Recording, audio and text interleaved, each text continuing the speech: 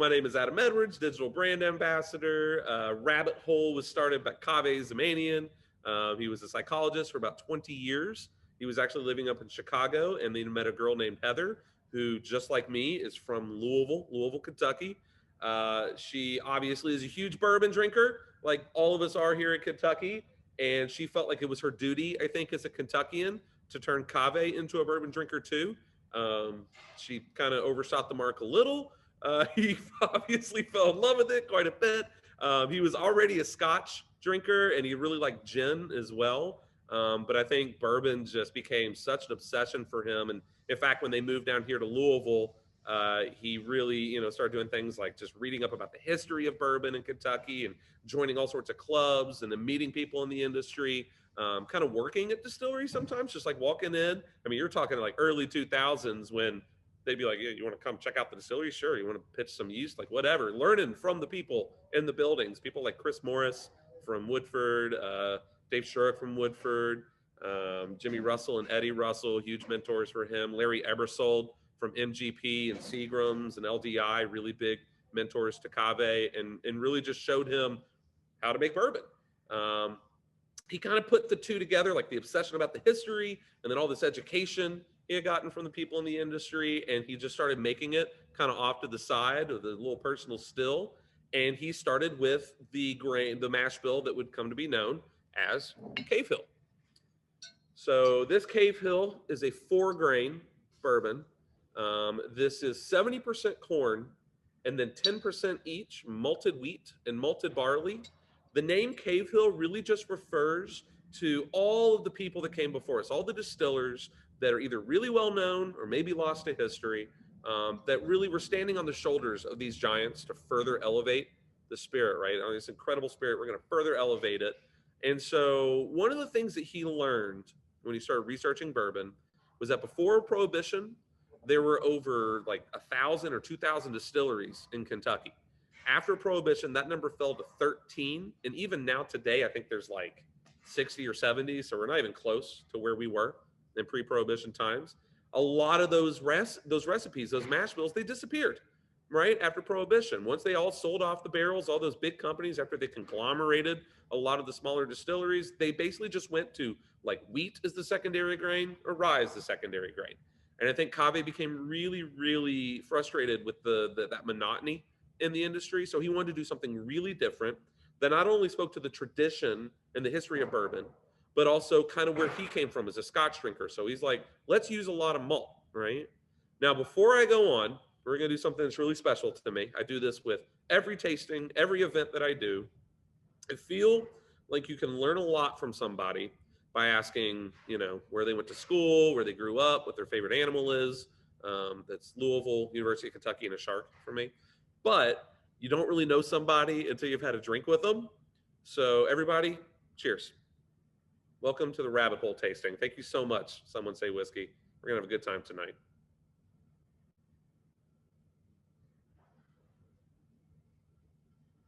All right, now I have a little ulterior motive here. That first cheers, really special to do. Got to have that moment together, right? Now we're all best friends, right? But also, you did something just now called shocking the palate, right? That first drink here in the industry, we call that, it's a real technical term. It's like a kick in the teeth. It's all alcohol. So that first drink kind of gets your palate ready. You're shocked it. You warmed it up a little bit. So now let's really dig in to Cave Hill. Now when we go back for the second drink and second smell, we're not going to just get the high alcohol. Of course, this is 95 proof, so it's not the strongest whiskey out there, but it's not an 80 proof bourbon either. And we're going to get a little bit more than just like the burn and the yolk. Let's look for some deep flavors here. So, and I'll show you the way I kind of do it. I feel like it's a little bold of you to assume that it's our first drink. I know, right? The first drink tonight, I doubt it. Yeah. I mean, I think I saw a few of you all join it. I just did a virtual tour for, I think it was the Bourbon Junkies group. I had one of those scheduled for earlier tonight. And I definitely tried something that we don't even have in a bottle yet that was only about 6 months old. And whoo, it was like 130 proof and very young. So that was my first drink of the night. All right. So I'd say I usually kind of like to start down here by the chin and do a little swirly, kind of work my way up to the nose. I never usually just dive right in because you'll blow your nose right out. At any point, you get to the point in this tasting you can't smell anything anymore. Just smell your wrist. You're blowing your sense of smell right out. It's very easy to do. So smell your wrist, smell your collar, smell your partner. Right now we're starting with Cave Hill, Colin. So Cave Hill, and then High Gold, and then Boxer Grail, and then Derringer. Right. It's okay. No apologies needed. No apologies needed. All right. So let's obviously, we're going to get a little burn, lots of spice, lots of vanilla and oak. The barrels that we use, Kelvin Cooperage, they toast and char their barrels.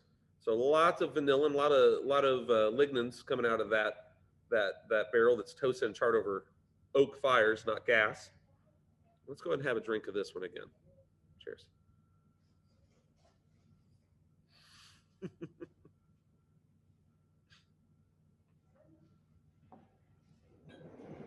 See, Colin's the wise guy of the group.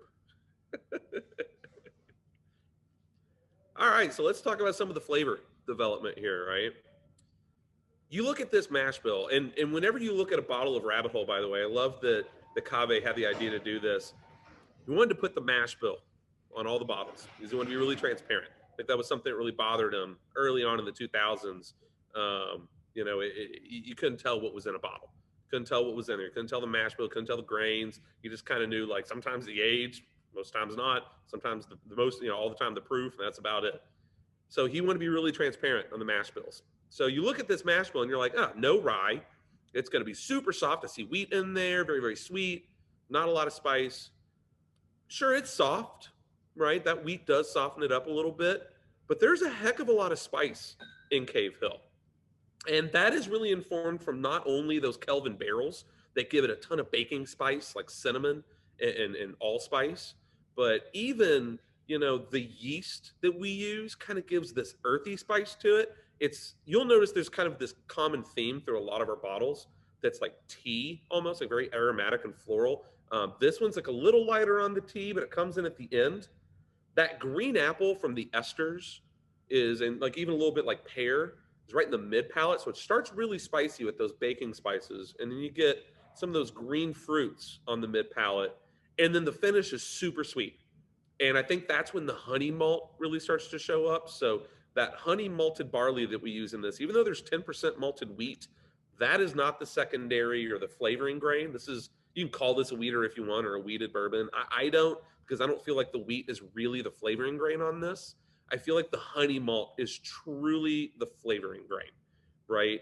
It finishes, and it almost makes it like creme brulee or vanilla custard on the finish with like honeycomb. And that really helps balance out the flavor progression on this, right? So starting spicy, lots of green acidic fruit right in the middle, kind of lifts it up, and then that sweetness on the finish just kind of pulls it back down a little bit. So if you all don't know this about me, I know a few of you all have kind of sat in on maybe a few tastings here and there, and everybody's kind of got their own way of doing it. I'm very visual about the way I think about tasting, like where it is on my palate. And I really like to think about flavor development like waves, the way it moves through. If it's a nice wave and it kind of starts someplace and ends another place and balances out, that's always really enjoyable to me. And that's what I like about Cave Hill, is that it starts, spicy, and then kind of gets lifted up with that green fruit and acidity, and then comes back down a little heavier with that sweet oak and vanilla and honey on the finish. I think that's really cool. I really, really like that.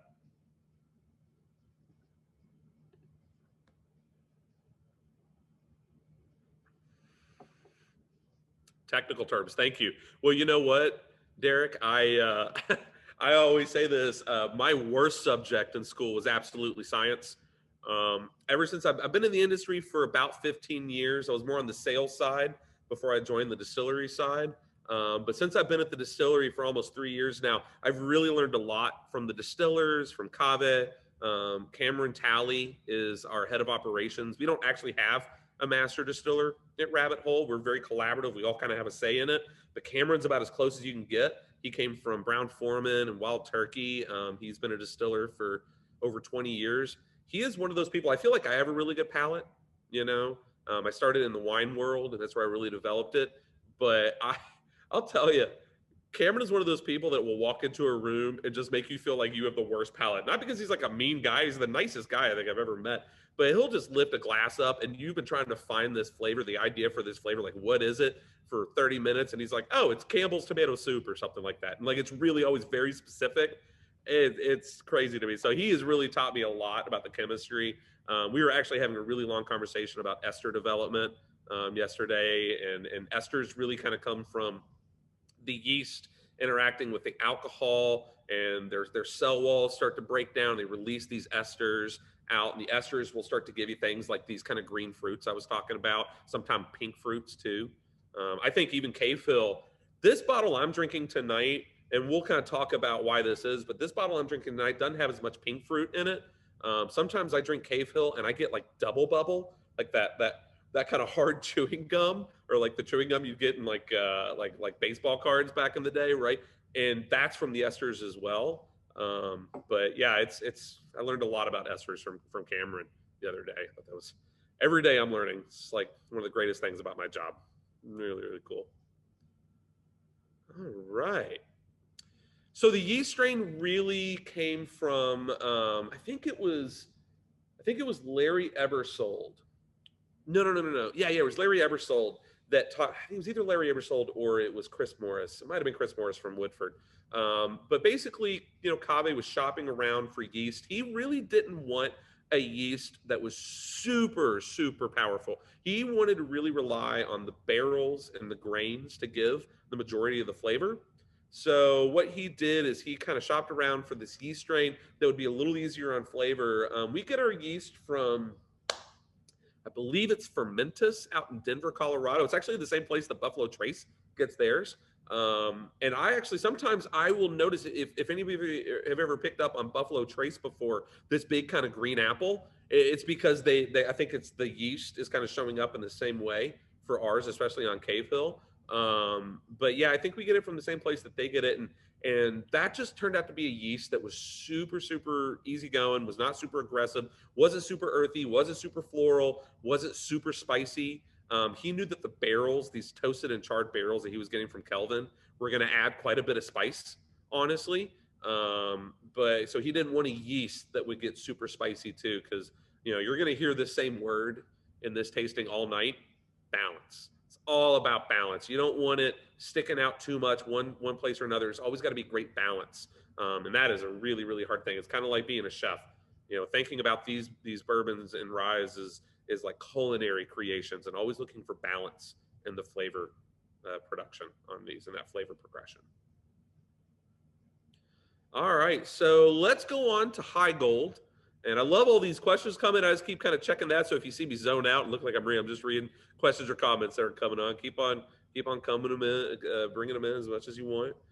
High Gold is, we're going from what I like to call the OG, so the original bourbon, Cave Hill, to the bourbon that is the newest to our lineup, or our core lineup here, High Gold. This is our high rye bourbon. So Cave Hill is named after a whole bunch of people, right? All the distillers that came before us. High Gold is named after one person. That person's name was Christian Heigold. Christian was a German immigrant to the city of Louisville in the 1850s. He came to Louisville at a time when there was this party called the Know Nothings in power that were very anti-immigrant. They didn't want anybody coming to the U.S. that hadn't been here for a while already, right? And as a German immigrant, he obviously stood up to these people. He had a little bit of bad feelings against him, I guess you could say, be very, very general. And he did what he did best, which was he was a stone cutter. He actually carved the original steps of the courthouse here in Jefferson Street, and he even built this house, which is about 1.5 miles from here, called High Gold House. And High Gold House, right now, all that's left standing is the facade. And he embraced this idea of patriotism, American patriotism, so much. He actually put a bust of James Buchanan, who had been the president a few years before, and he was a war hero. And then these really cool stone reliefs of George Washington and scenes of his life all the way around it. And in fact, that still stands, and it's called the Point neighborhood over here. Now, Cave, who, one of my favorite things that Cave says is that, there's not a lot of guys named Cave running around Kentucky making bourbon. It's actually, it's really a very odd name. It's an immigrant name, of course. His family came from Iran when he was, I think, 9 years old, maybe 12 years old. And so I think this story, once he learned about Christian, who was a huge Louisville figure when he moved to Louisville and started researching Louisville history, that story really resonated with him. So he wanted to create a bourbon and honor Christian's memory with it. So this one also has 70% corn. It's also 95 proof, generally around the same age, at least 3 years old. Everything right now is sitting a little closer to like 4.5. This is same yeast, same barrels, everything the same still. But this one, the secondary flavoring grains, a little bit different. This actually has 25% malted rye and 5% malted barley. And that malted rye actually comes from Germany because we are naming this after a German immigrant. I always thought that was a really, really cool tie-in. A little bit of a peek behind the curtain here. When we're distilling it, before we kind of figured that we really wanted to put the name High Gold on this. I mean, there's with the TTB, there's all sorts of labeling you have to go through. It's really, really a very long process. And before we really landed on that name, we called it Mr. Bourbon because malted rye, MR bourbon, and there's still barrels that come in that have MR bourbon written on them. And so you will see it, I will probably call this Mr. Bourbon a couple times. And I always think of like the bottle with like a bow tie on. Can't help it. So High Gold, 95 proof, 25% malted rye, 5% malted barley. This is a high rye bourbon, so you're going to expect it to be a lot spicier, but I think you're going to be really, really surprised at this one. Cheers.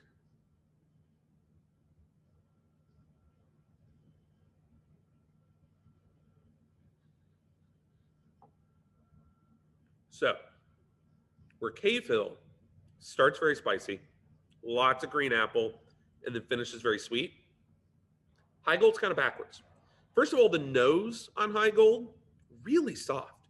Once again, you're reading this mash bill on the label and you're like, man, this is going to be like crazy, crazy spicy. Really, really soft, like butterscotch, toasted coconut. I believe that toasted coconut is coming from an aldehyde.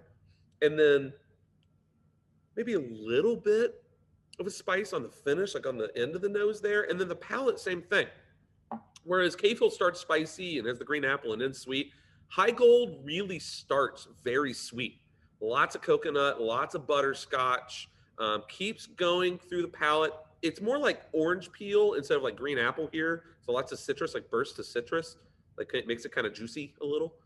Really thick palate, of course, and really, really good weight to it. And then the finish, what we call the Kentucky hug right here, really blooms a ton of cinnamon. So that's where that spice comes. That's where you start to notice, okay, yeah, this is a high rye. It's kind of towards the end for me. Now, I will say this right now. I don't expect everybody to taste it the same as I do. I will, every once in a while, I'll be doing a tasting and someone goes, whoa, High Gold is like crazy spicy to me. Everybody's palate is different. For me, it's actually less spicy than Cave Hill. But if you think High Gold is much spicier, you're not wrong. That's everybody's palate is a little bit different. So I always just like to say that it's okay if you're tasting it different than I am.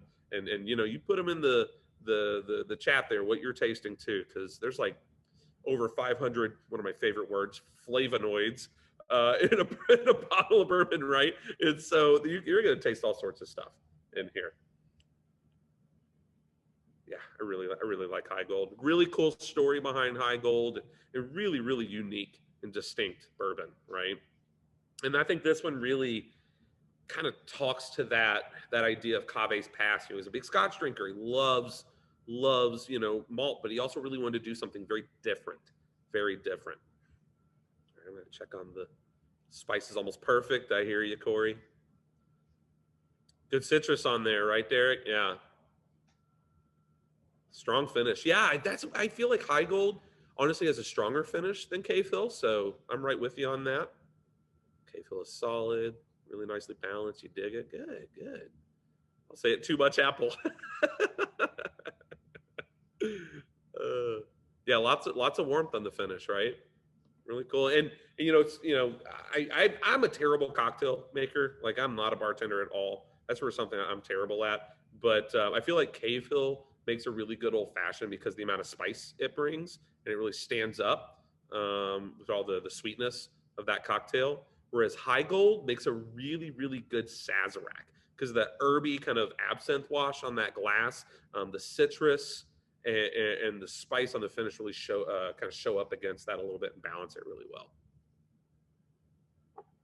And I'm getting a floral note on the very tail end of the finish on the High Gold that I'm not getting on Rabbit Hole, and I'm really bad with flower smells. I just know that it's floral. It tastes almost like a perfume that my wife would wear smells on the finish. Do you know? Is there a common flower that people call out? So I always say honeysuckle because I'm just like you, Randall. Floral notes I think are absolutely the hardest when you're smelling and tasting bourbon because like how often do we eat flowers? You know what I mean? And like right, but and so it's that whole thing like we were trying to really be like, oh, what is that? I know what that is. It's right on the tip of my tongue, or in this case on the back of the tongue. I always say honeysuckle because for me, when I smell honeysuckles, there's this really kind of bright, citrusy sort of thing to a honeysuckle, and that's what I get off High Gold.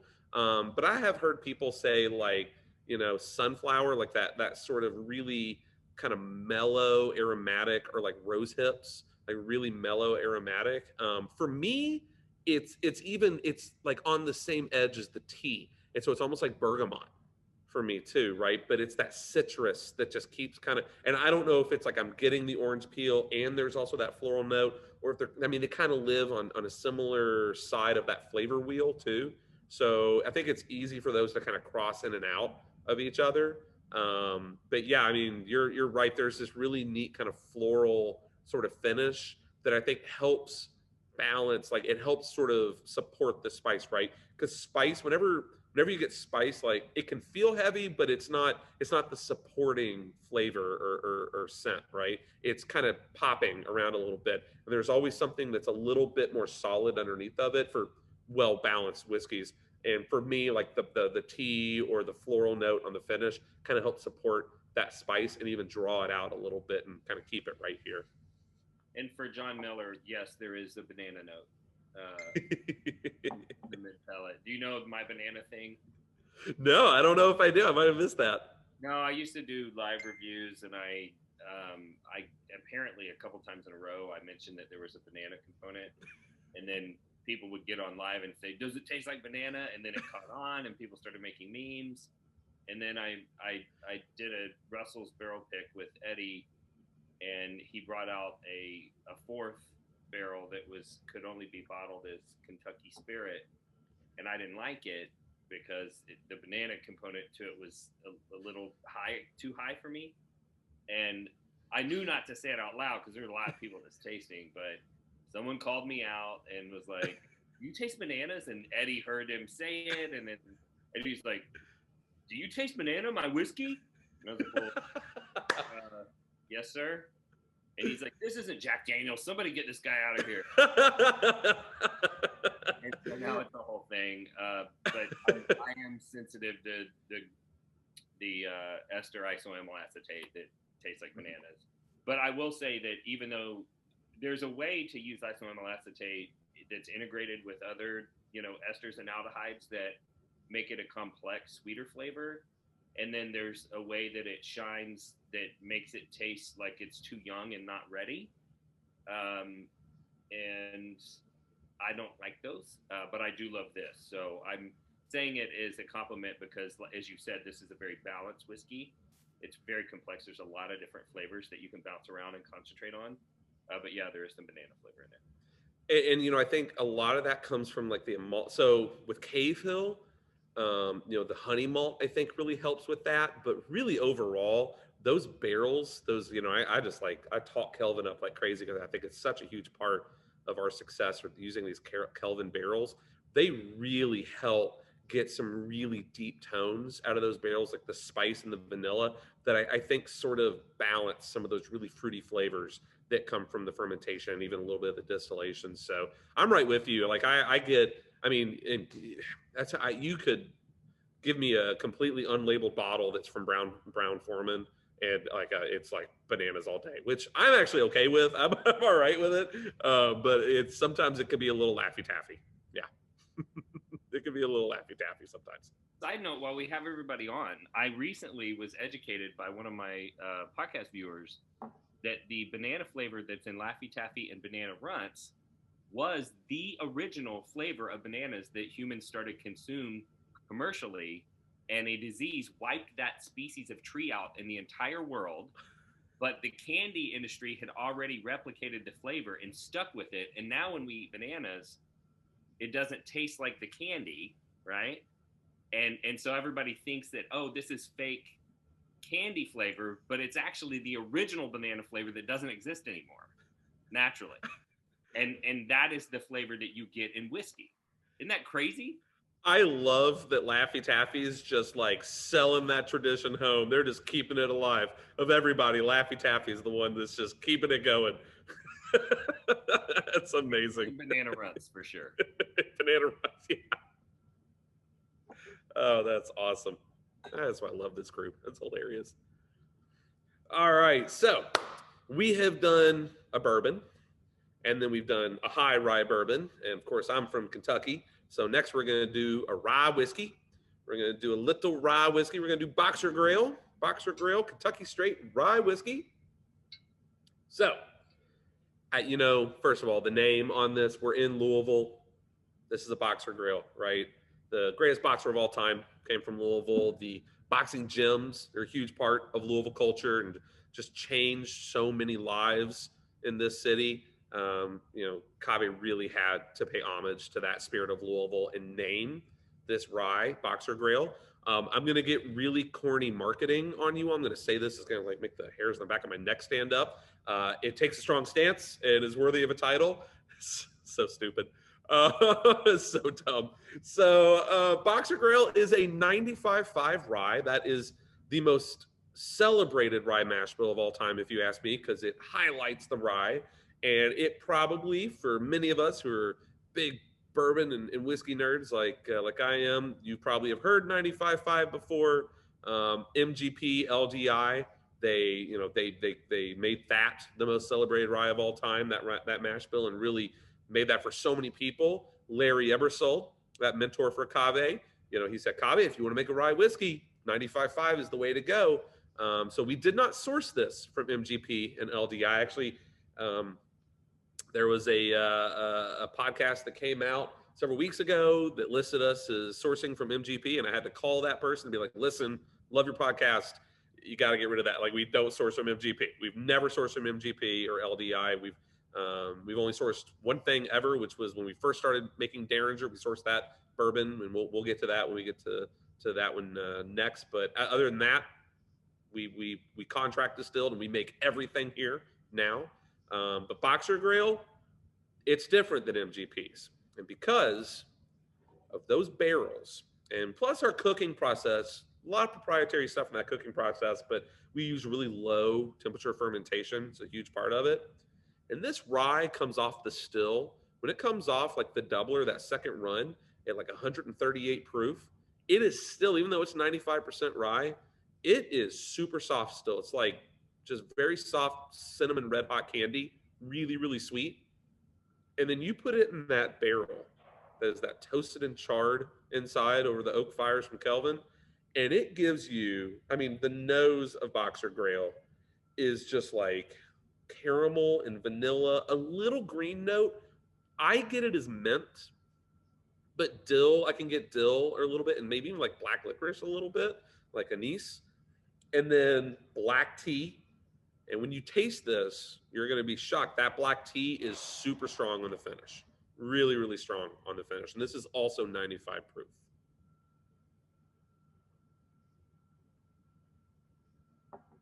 I think this rye really shocks people because you expect it just to be, spice right out the gate. And it really doesn't. It's a very slow burn, almost kind of like High Gold is a little bit. I think the spice shows up a little quicker in this than it does in High Gold because, of course, it is 95% rye. The rye in this, by the way, comes from a different place than the rye grain does in High Gold. That is German malted rye. This is not malted, and it comes from Canada. The rye grain actually comes from Canada. But this one really, for me, it starts very sweet, and then immediately starts turning into some of those classic rye notes. So cinnamon, maybe a little pepper, and then some more green notes and black tea and very floral on the finish. It's almost like, I'm going to say this, and I bet you all are going to understand this. It's not the way that vanilla tastes, but it's like the way vanilla smells. You know how there's like a little bit of a disconnect with vanilla? Like it's almost floral when you smell it. When you taste it, it's like very sweet. So that's the way that I kind of get on Boxer Grail, is it's like floral vanilla. And that's definitely coming from the barrels.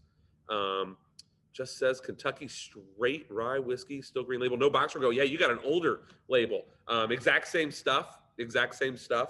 And yeah, there you go. Yeah, this is before we put the labels on it, the kind of Louisville based names when we first started. But same stuff, same exact stuff. We were contract distilling in northern Kentucky. In fact, this time next year, it'll be all stuff that we actually distilled. Oh man, I see somebody pulling out the big guns there, the Founders Collection. You're gonna make everybody jealous. We did release this in cask strength form. It was our first limited bottle last year. It's called Founders Collection Boxer Grail. It's 6 years old. It came from 7 barrels, and it is like this on steroids. Um, One thing that I think is really cool about our rye, and even doubly so for that Founders Collection, it becomes even more apparent. So I'm going to say a word that you don't get a lot of time with rye: creamy or oily. Right? Rye generally is thin. I don't mean that in a bad way, but it's very direct in its texture. Right? A lot of times it's not going to be super thick, whereas bourbon I feel like is a little thicker a lot of times. Since we don't chill filter, I feel like it shows up the most on Boxer Grail, and it is just like creamy and oily. That Founders Collection, really, really creamy and oily, right? Because there's no water added. It's coming right out of the barrel. It comes out at like 100, and I think after the 7 barrels we blend them together, it's like 100 and was it 114.6 proof, something like that. Really good. Did someone say Szechuan pepper, by the way? Yeah, you're not wrong. You're not wrong. It's like a little numbing on the finish, right? And it's kind of weird because that finish sort of keeps moving to like the front of the palate.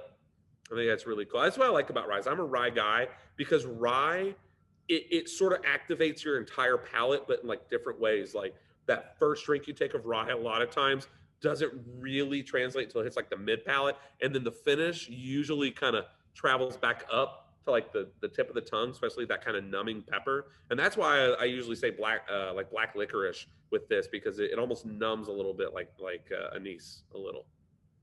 I really, really like Boxer Grail. I love the nose on Boxer Grail. I think it's really unique for 95.5 rye. And we also, I mean, I think I've got a bottle over here.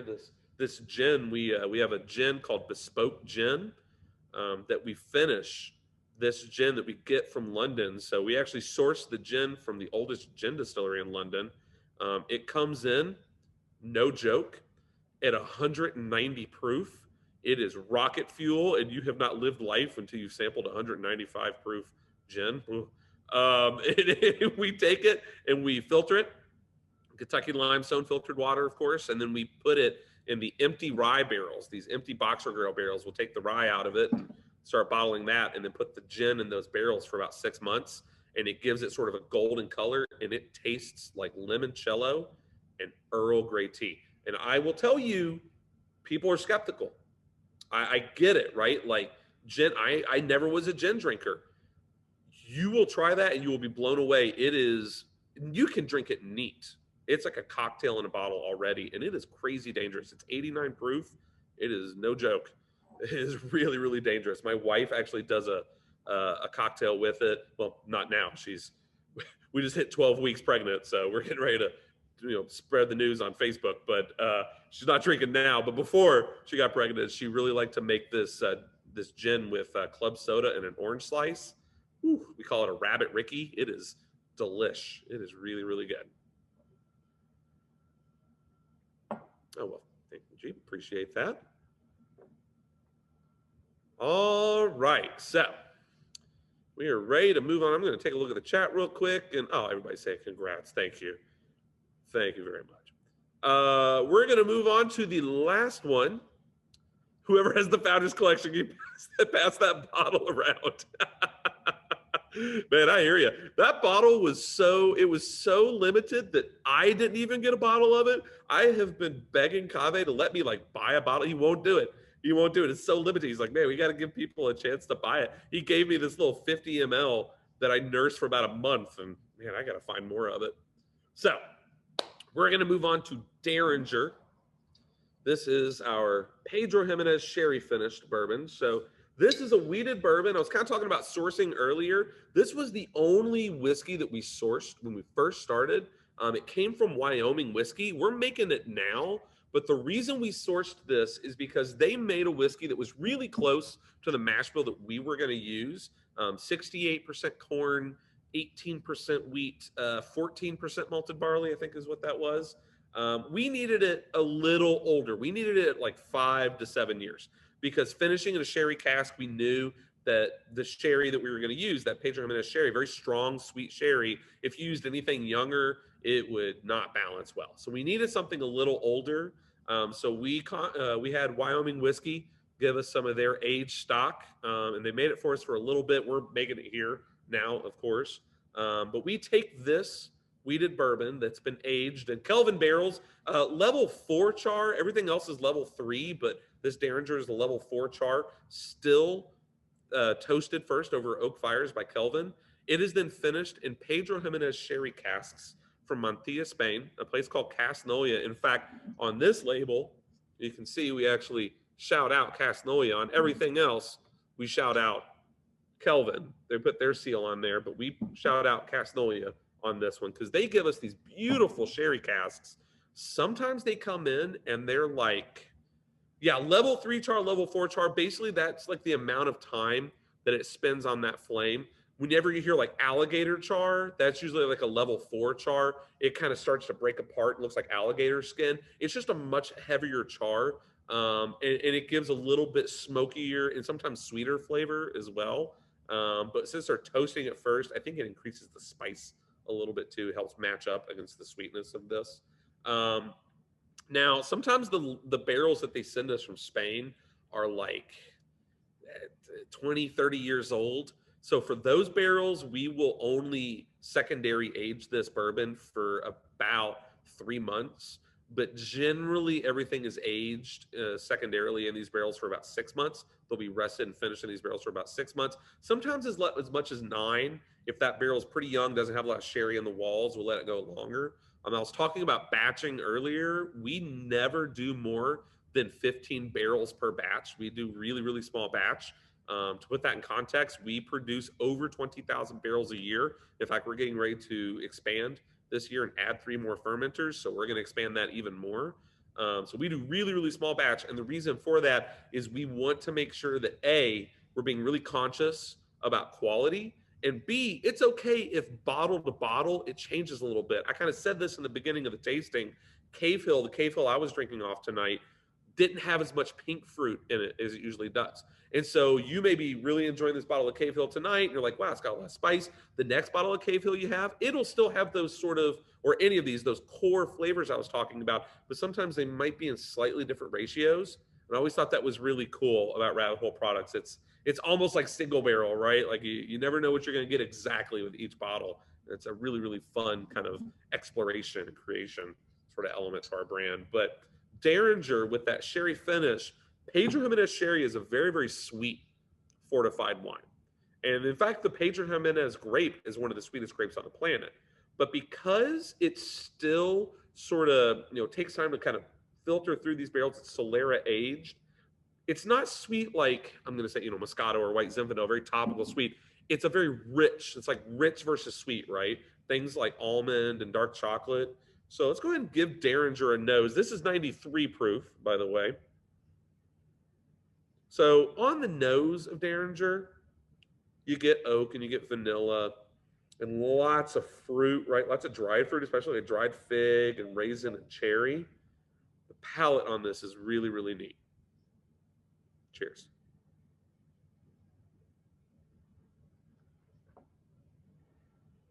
Now, really different than all their other offerings. Everything else has a pretty kind of even flavor progression.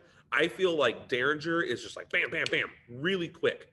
So it goes from front of the palate to the finish of the palate in like microseconds. Um, right up front, it's the wheated bourbon. It's soft, it's silky, it's oaky, it's vanilla, right? This one's the oldest of our bourbons, right? It's about 5.5 to 7 years old, somewhere around there. So a little more oak to this one. But then immediately that Pedro Jimenez sherry kind of takes over again. And you start getting things like the dark fruit, so fig, cherry, dark cherries. In between those two flavors is this sort of line, and it's dark chocolate to me. It's a little nutty and a little like dark chocolate and more black tea. And then it starts to move towards the finish, like stone fruit, like peach and apricot. And then the finish, it's actually a little quicker than some of these other finishes. It's a really dry finish for how sweet it is up front. But it's like almond. And you were talking about bananas, Randall. I have gotten a lot of crap in my career for the word marzipan.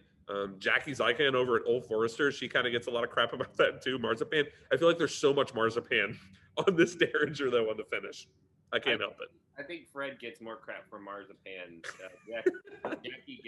Jackie gets crap for heliotropin. And I actually put heliotrope in my aroma kit just because I needed another floral scent, and I was like, oh, okay, I'll do that. Just shout her out on it. I did. I sent her a message to see if she'd come on the podcast, and she didn't respond. But she won't be able to ignore me forever. So, man, her calendar is insane. Like just trying to get together with Jackie for a drink is like we have to filter it out to other people to like set it up for us. So yeah. Now I will tell you, we were kind of just talking about dark chocolate. If anybody has any dark chocolate close to them, take a bite of the dark chocolate and take a drink of this Derringer.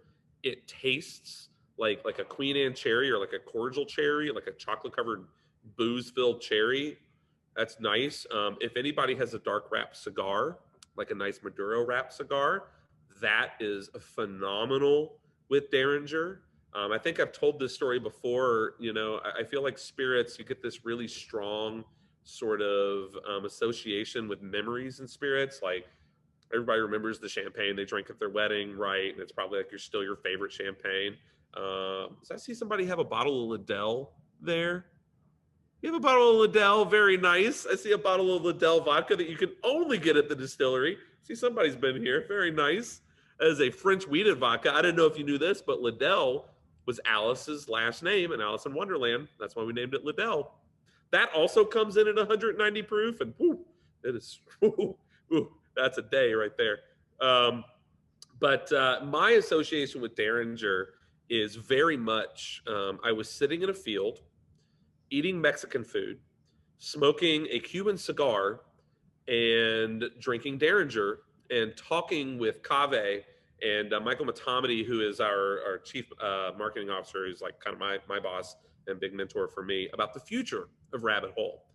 And because of that amazing afternoon that I had, Derringer is kind of like my go-to. It really is. Every time I drink Derringer, it kind of takes me back to that farm and that field we were at, and I can still like smell the cigars, and I can feel the excitement talking about like where we were going next with the company and what was going to happen in the future. And I just like to this day, Derringer does it for me because of that. And so I hope that like some of you all maybe got a little bit of that tonight when we did this, right? And maybe I said something funny or really insightful, I doubt it, but really cool, like while you were drinking something. And from now on, that spirit is like going to be associated with that moment, because I think that's a really important part of the bourbon industry and the spirits industry, is associating these with really great experiences, kind of like this.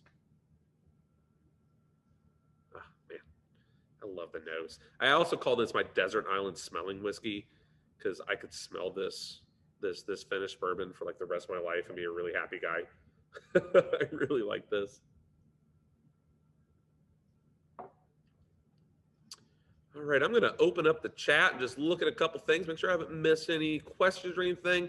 If anybody has any questions, you just want to like unmute and ask the question, go for it. If you just feel better about throwing it in the chat, go for it. I'll leave this open so I can look at it. But ask me anything about the distillery, the spirits. I will say, if you've got really great questions for Cave, is actually doing an Instagram live on our Rabbit Hole account this Saturday at 3:30 Eastern.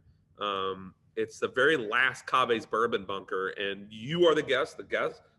You all are the guests, and he's going to be taking questions. And so if you have a question that you want him to answer, you can throw it to me. You can email it to me or put it in the chat. My email is just adam@rabbitholedistillery.com, and I'll give it to him and see if he can get to it. You want to get a barrel, right? Yeah. Yeah, we are also giving away a used Rabbit Hole barrel this Saturday, so definitely do that. Mrs. When did Rabbit Hole start out? So we started out, Chevy, we started out in 2012. Our first product hit the shelf in 2016. So about 2012, Cave took a couple years to really figure out things like Yeast Strain, where he was getting his still. Of course, it was going to be Vendome, but he had to check where we were going to contract the still. That actually took the longest amount of time, and who was going to build his distillery. That guy's name was Doug Pearson. Really, really cool, really, really amazing person. And this distillery, I'm sure I'll be doing more live tours in the Facebook group and walking people around here to show this place off. In 2014, we started distilling, contract distilling. In 2016, we were on the shelf at 2 years old, and it was the 4-grain, the rye, and the sherry finish. We opened the distillery, so the still came online May 22nd or May 23rd, 2018. And we opened the distillery on Derby Day to the public in 2018. Let's see. And if I step in and ask a question here? Yes, please do. Okay, so hopefully I'll challenge you a little bit here with this question, but well, I just this kind of stems a little bit from the what I do for a living, but in regards to the Rabbit Hole Distillery. It's kind of a two-part question, I guess. Number one, what is Rabbit Hole doing for the whiskey industry as a whole, and why should I, as a consumer, purchase Rabbit Hole whiskey from Rabbit Hole? See, and I'm in marketing, so you're asking the right guy, because I could just give you any answer right now. No, that's really great. Lay it on me. I love that, right? So, first of all, I was having this really great conversation with Cave about 2 months ago about where we were going with some of these experimental releases. So, we've done this Founders Collection, really limited bottles. Colin, I love your background, by the way. Really experimental bottles, limited bottles, things like that. But one thing he said to me that he hadn't said to me yet, and I didn't realize is what we were doing. He's like, I really think that some of the cool stuff that's happening in American whiskey are American single malts. And so that's even more about Cave's background as a Scotch drinker, really experimenting with single malts, like all malted barley, right? And the honey malt, I would not be surprised to see a 100% honey malt whiskey show up at some point in Rabbit Hole's line. So that's really something I think that Cave is doing and who knows? I think that supports the bourbon industry and the American whiskey industry, because unlike other industries, we're not that competitive at the industrial level. On the shelf, we're competitive, of course, right? But in the industrial level, like on the distillery side, we're all friends. We just had a distiller that just went to he just left and went to Bardstown Bourbon Company, and we just had a distiller come and take his place from Angel's Envy. And so it's kind of like that in the industry. We're all kind of like moving around a lot on the distiller side, because they feel like, it's almost like when you go to school, you get your bachelor's one place, your master's another place, so you can get like the full experience, right? And so I think that's how it feels with distillers. And so things that we do here resonate with other distilleries, and things that other distilleries do resonate with us as well. Now, speaking to, being a consumer all the time for Rabbit Hole, I think what is really important with Rabbit Hole comes down to three things, and that is A, transparency. We're always going to be open about what we're doing, how we're doing it. There's very, very little that I can't tell you. Like the name of that distillery that we contract distilled at, because we had to sign an NDA. It's in Northern Kentucky. You can Google it. There's like one distillery in Northern Kentucky, so it's pretty easy to figure that one out. And then, of course, we have a kind of a proprietary cooking a thing that we go through that I think really comes from Kave's interactions with Larry a little bit. He keeps that under wraps, but other than that, we're open about everything we're doing, right?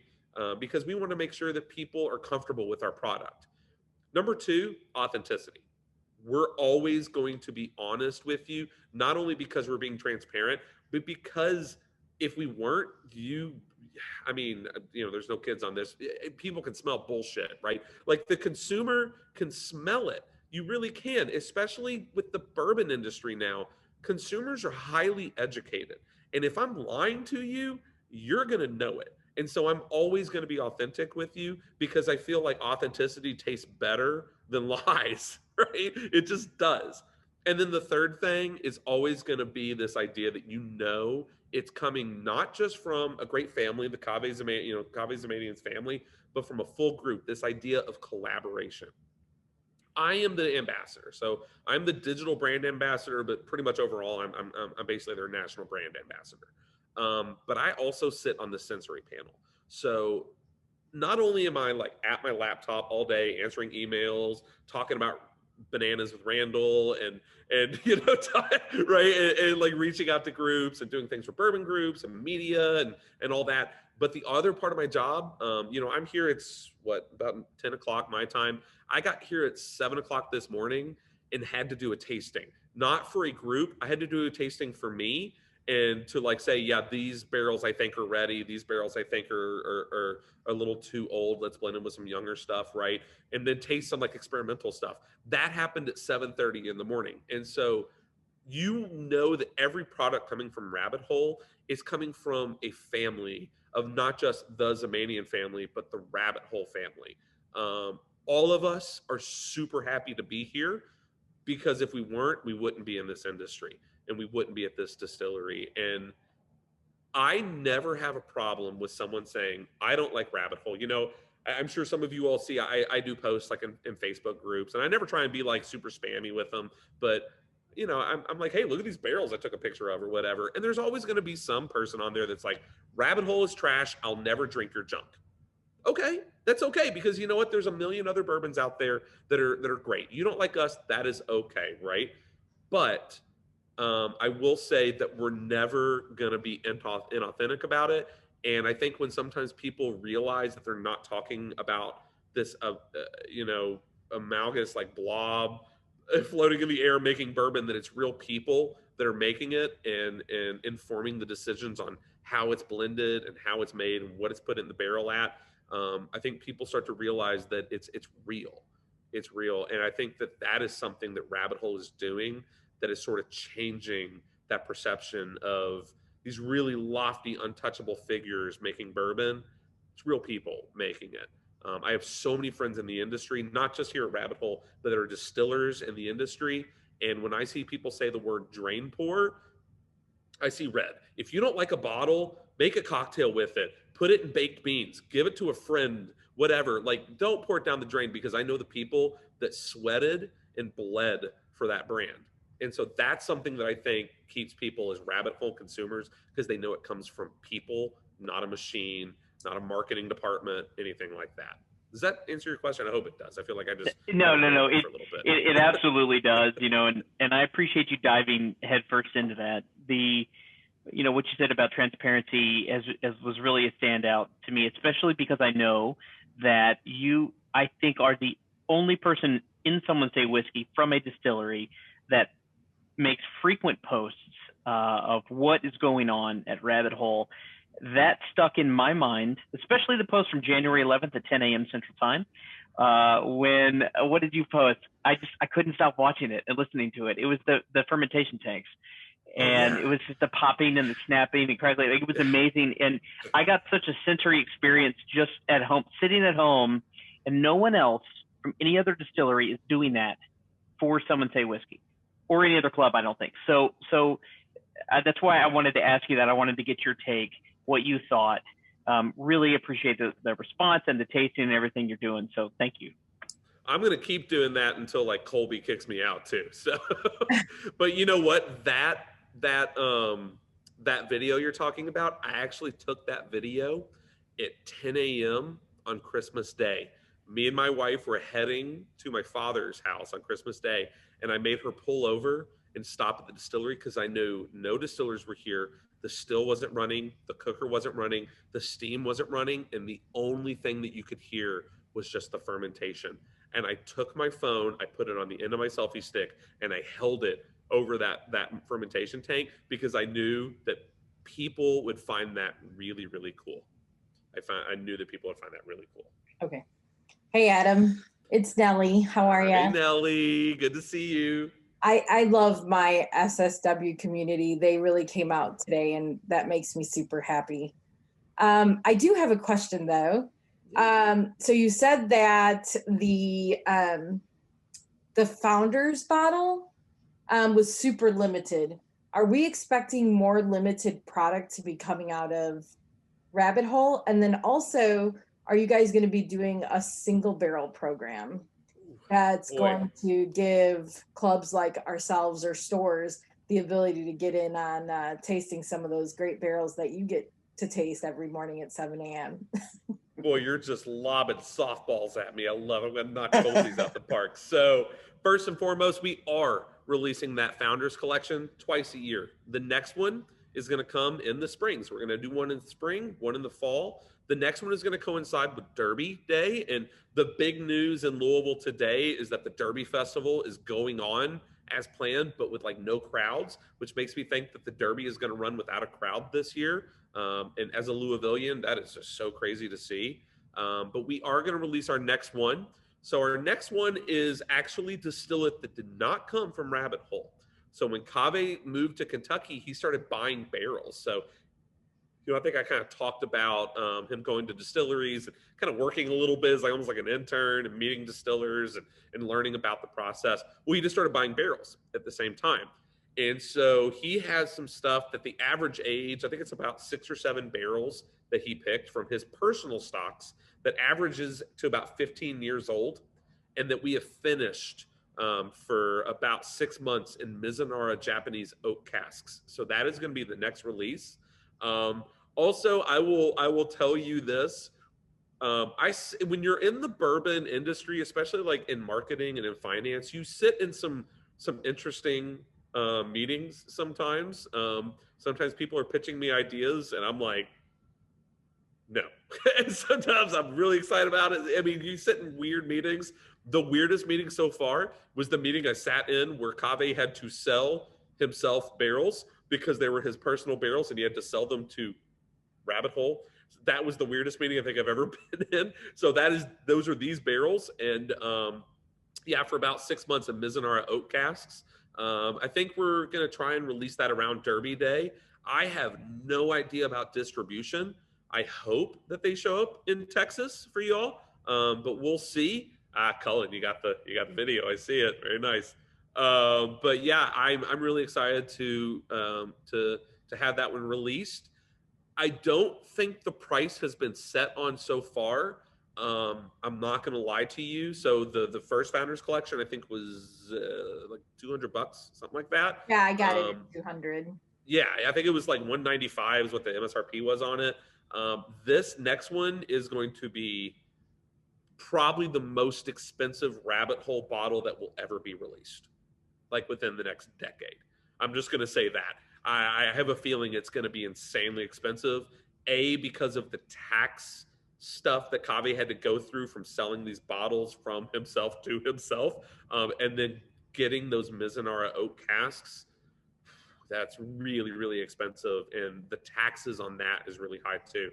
I think that this next one is going to be like the most expensive bottle that Rabbit Hole ever releases. So please, when this next one comes out, don't worry about it. I think the third limited release was going to be another Boxer Grail, maybe a little bit older. So that one's going to come back at like a more like, $200 price or so. But this next one's going to be like really crazy.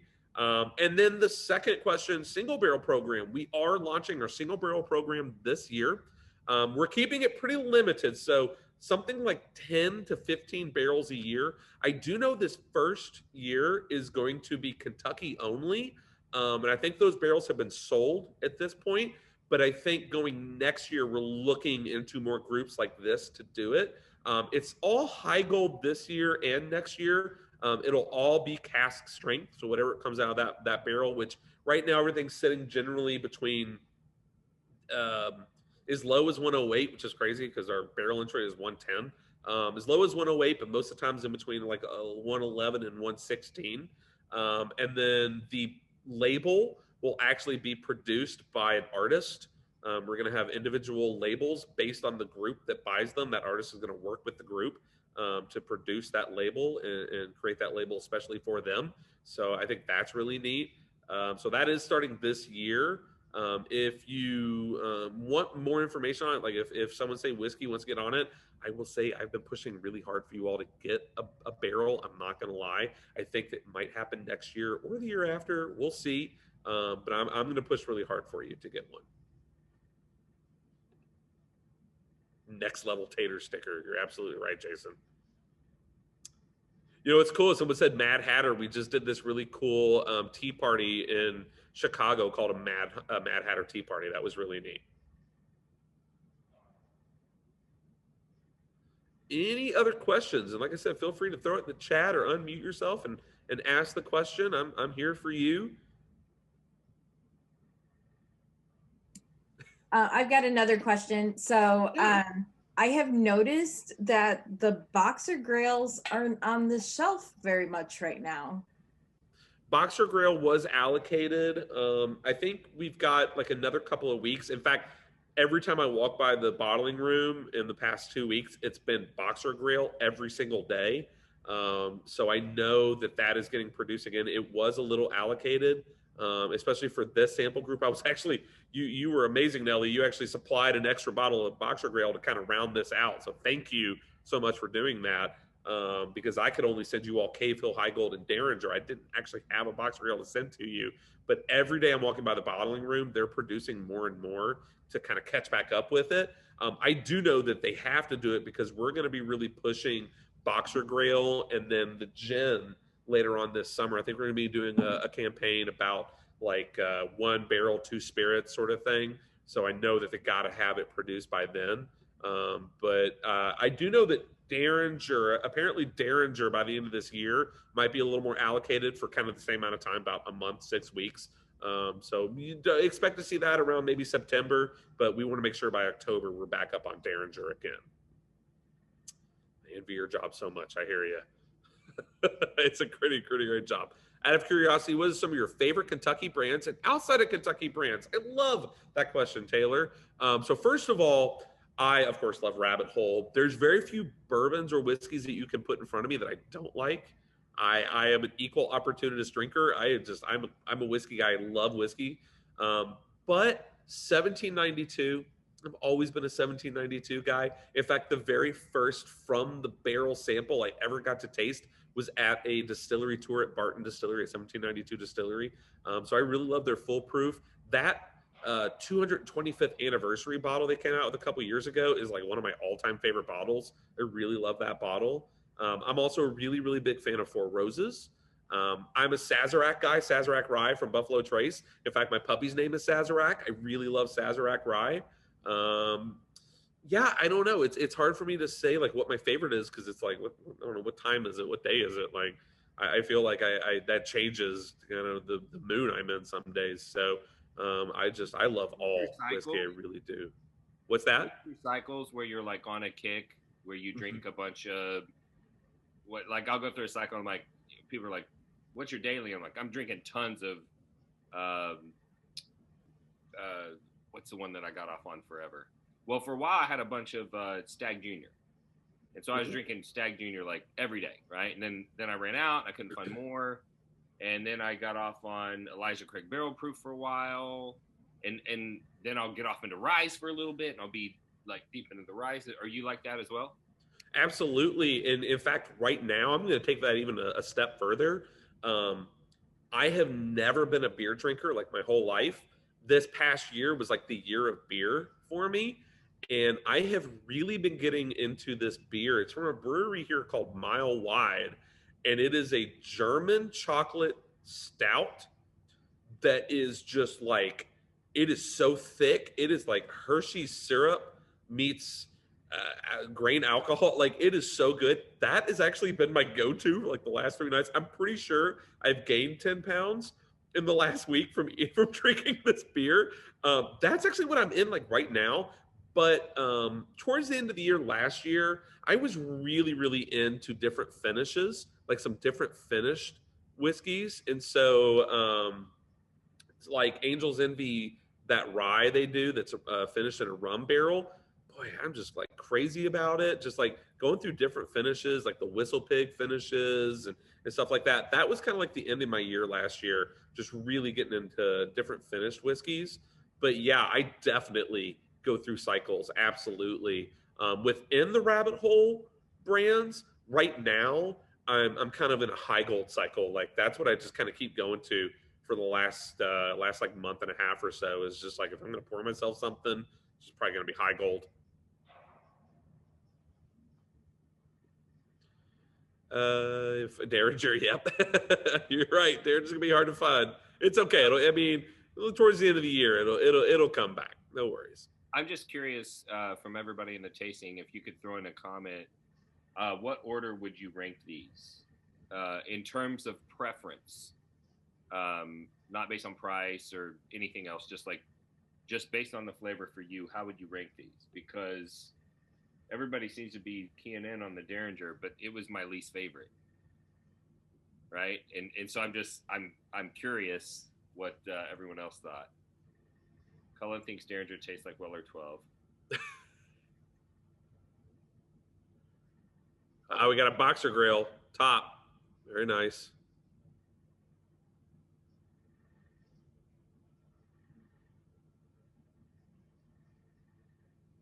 Got some Cave Hill showing up here. Yeah. Hey, real quick, Adam, I just wanted to let you guys know that this Founders bottle, I actually, you all know that we're working on the next sample pack, and I have been scouring the Metroplex in stores. I've seen several bottles out there. So y'all go check out your local small shops, because I've noticed they're not really in like the big stores. They're not in specs. I didn't see a single one in a Total Wine or a Goody Goody, but I saw lots of them in all these little small town mom and pop shops. So make sure you head out to your mom and pop shop, because this high proof Boxer Grail is by far my favorite. And it is smoother and has a huge finish, and is very, very reminiscent to me of actually, even though it's a rye, it finishes similar to the Stag Junior that Randall Sullivan loves so much. So I do love the proof on this, and it really does have a lot of leg on it when it finishes. Yeah, there's this really cool. So I came from the wine world, so sometimes I use kind of flavor identifiers that people in the whiskey world look at me like I'm crazy. And so I'm a big Rhone. So I'm Italian, but I really like Southern French wines too. And Rhone wines sometimes come. There's an identifier you use called saddle leather, which is like leather, but like old leather, like worn leather. And Boxer Grail Founders Collection has that kind of saddle leather finish. Like it's earthy and like chewy on the finish, like really thick. Yeah, no, you're right up with that.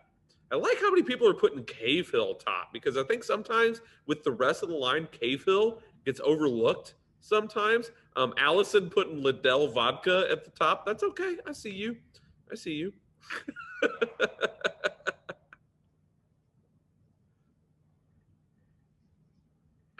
Cave Hill slaps.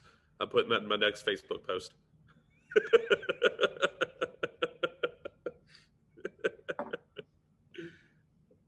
Well, thank you all so much. Go ahead. Who was going to say that? Well, I just wanted to say a big thank you to Randall for helping put this together, for everyone who's gotten in and supported the sample club, and obviously to you, Adam. You've been absolutely wonderful. We've enjoyed interacting with you, and love doing the virtual tour with you a few weeks ago, and this was a blast.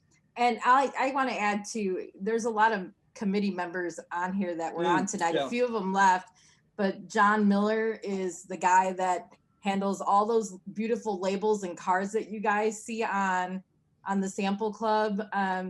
yeah, he's the man behind that masterdom that he's created those labels for us. And the Remy Thomases who love that vodka over there, they're a huge reason why you guys even get your samples. We all get together and pour these, and it's a lot of fun. But it takes a team for sure to do it. And thanks to Yelly, we see you're still on here. She helps supply some commercial space for us to be able to get together when we need to. And sustenance. Yeah. Oh yes, of course.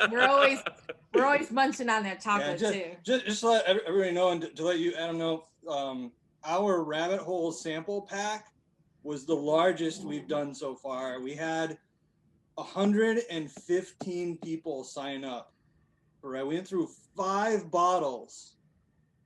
5 bottles that we poured of those rabbit holes of every single one of those, all 4 of those. And I really look forward to doing it again too. Yeah, like we can do it again later in the year.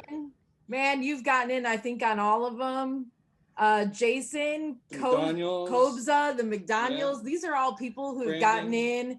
Ken Boland, man. All you guys are all Lisa. Josh. Yeah, all you guys are all people who are a huge part of our sample community. And Brandon I mean, I love seeing all you guys' faces. So I really appreciate it. Let me say that I got a shout out earlier, and I just need to let y'all know that I didn't do shit except for ask for free bottles. That's all I did. I didn't do nothing else. Ask for free bottles. I let Adam ship them to my house. I give them to Nelly, and then bada bing, bada boom. There's samples in your hands. So I could attest to that. Like Randall totally flexed on me. It was like, give me free bottles. I said, no problem. Yeah. Well, you know what too? But if it weren't for Randall and Alex Baptista, this sample club would not be possible, because I think they've been the biggest advocates for, bringing this to Someone Say Whiskey. And I appreciate you guys making this happen when I had this big vision. That crazy idea. I know. I'm going to be honest. I didn't think you were going to pull it off. You don't know. Sullivan, you do not know me. You're not gonna do it. And like you did it like 5 times bigger than I could have ever imagined. And then I was like, oh wow, okay. So it takes the community like Someone Say Whiskey. Just so you know, I belong to like 30 different whiskey clubs, and there was no way I was gonna do it without Someone Say Whiskey, because it made sense. It's the best whiskey community out there for sure. I second that. For those of you who have not sent out like 100 sample packs before, like you can't imagine the amount of work and the expense too. Like the amount of money that you have to invest and the expense and all that stuff. I mean, it's mind boggling. And it's not because I was doubting Nelly. It was because I know how much work it is. And I thought, yeah, they're not going to want to keep doing this for no pay, because we're not allowed to sell alcohol, right? So, we all of this is all it costs, but it creates opportunity for the club. And Nelly and I have talked, and we want to use the sample club distribution system to be able to do more, virtual tastings like this for distilleries that want to get their product in our hands so that we can get it, distributed out. I mean, that's always the limiting step. So we're working on all of that behind the scenes, but like for real, I can't say a big enough thank you to Nelly and the entire sample team, because what they're doing is amazing. It doesn't exist anywhere else as far as I'm aware, and it is a ton of work, and there's zero pay except for maybe some Jelly Belly chocolates, and I'm sure they drink some whiskey while they're there, but other than that, there's no compensation. So just thank your friendly neighborhood sample club team member, because it's amazing.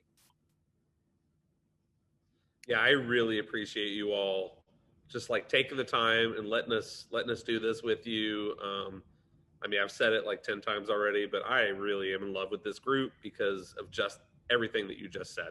I mean, it's enthusiasm, it's yearning to learn more, and you just keep doing it with a bunch of brands. And we're okay with that. Like, I'm very happy to be here with you tonight, but just keep doing it, right? Just keep doing it.